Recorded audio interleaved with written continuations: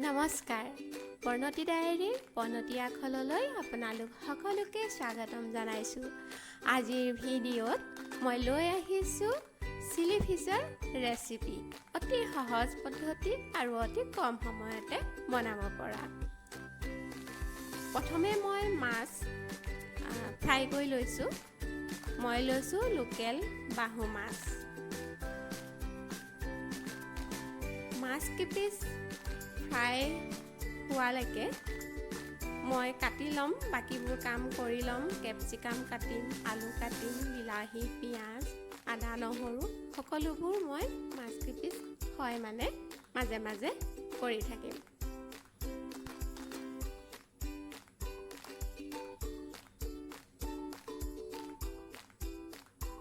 এবাৰ এবাৰ মাছবোৰ লুটিয়াই দিছোঁ।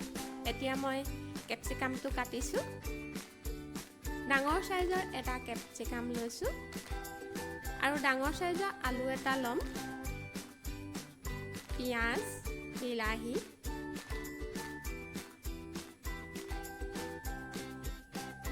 ডাঙৰ ডাঙৰ সাইজত কেপচিকামবোৰ কাটিছোঁ মই। আপোনালোকে নিজৰ ইচ্ছা অনুযায়ী কাটিব পাৰে। বিলাহী আৰু পিঁয়াজ মই ইয়াত সৰু সৰুকৈ কদুকচ কৰা নিচিনাকৈ কাটি ল'ম।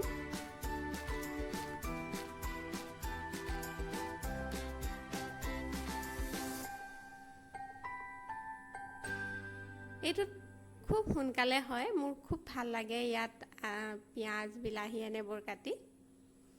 আৰু এইফালে মাছখিনি প্ৰায় হৈয়ে গ'ল। মাছখিনি আঁতৰাই মই ইয়াত এতিয়া তেল দিছোঁ।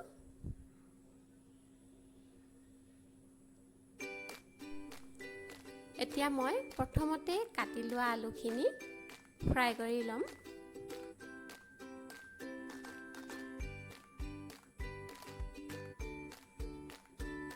ৰঙচুৱা হোৱাকৈ ফ্ৰাই হৈ গৈছে।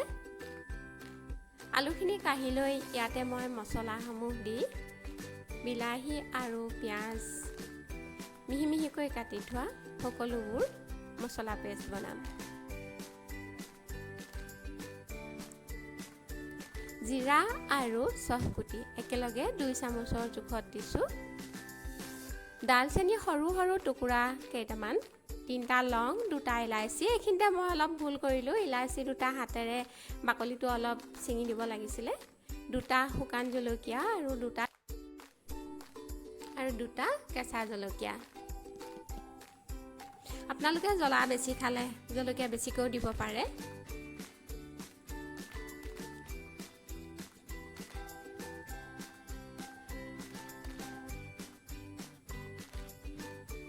অলপ সময় ভাজি লৈছোঁ। ইয়াতে এতিয়া মই মিহি মিহিকৈ কাটি থোৱা বিলাহী আৰু পিঁয়াজখিনি দি দিছোঁ।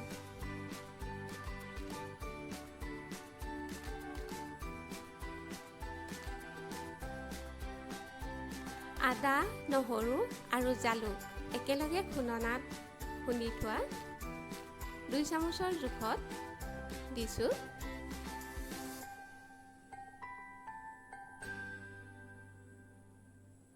নিমখ দিছোঁ 1 চামুচ। আন্দাজ অনুসৰি দিব আপোনালোকে। হালধিও দিছোঁ 1 চামুচ। ধনিয়া গুড়ি দিছোঁ 1 চামুচ। গৰম মছলা দিছোঁ 1 চামুচ।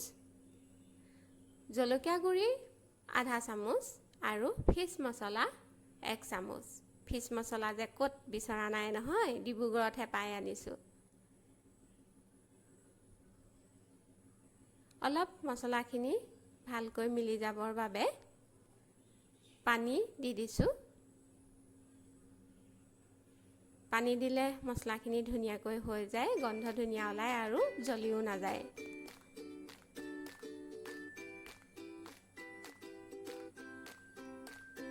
ইয়াতে এতিয়া মই কাটি থোৱা কেপচিকামখিনি দি দিছোঁ।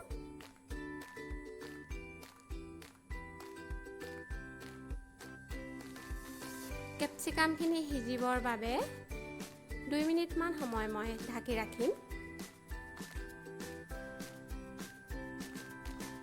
2 মিনিট হৈ গৈছে। প্ৰায় 50% সিজিছে আৰু মই ভাজি থোৱা মানে ফ্ৰাই কৰি থোৱা আলুখিনি দি দিছোঁ।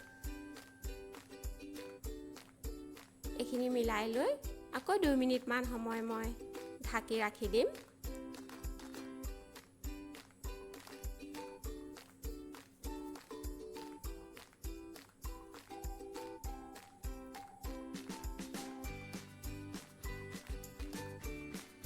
দুই মিনিট হৈ গৈছে।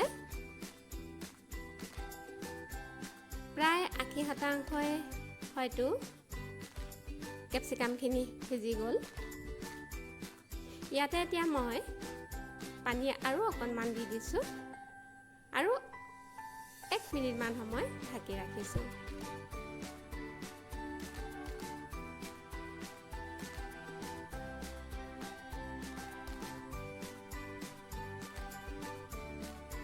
হৈ গৈছে, কেপচিকাম প্ৰায় 90% সিজি গ'ল। এতিয়া মই ইয়াত দিছোঁ চয়া চচ 2 চামুচ আৰু টমেটো চচ 2 চামুচৰ জোখত মই আন্দাজ মতে দি দিছোঁ, আপোনালোকে 2 চামুচ দিব।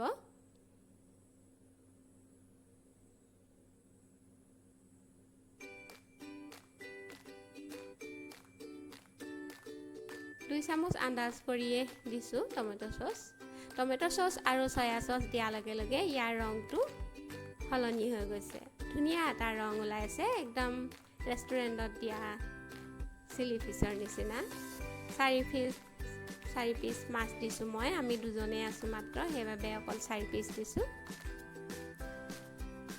আৰু গৰম পানী 1 কাপ দি অলপ মিলাই 3-4 মিনিটমান সময় ঢাকি ৰাখিম।